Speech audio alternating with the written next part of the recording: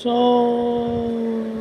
last vlog for the day. So, yung emotional marketing. So, yung sa emotional marketing, tinatarget mo yung emotional preference ng tao by via certain taglines. So, lagay na natin sa ganun. Yun yung emotional marketing. Tsaka, yun na nga, di ba?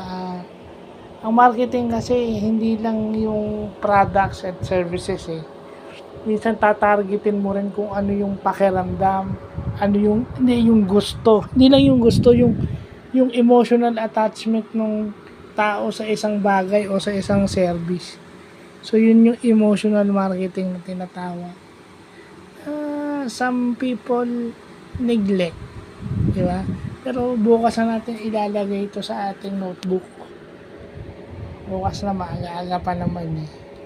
Bukas na, pagkakain, habang kumakain o bago mag-almusal siguro. Pero iba-vlog na natin. No? So, yun lang po.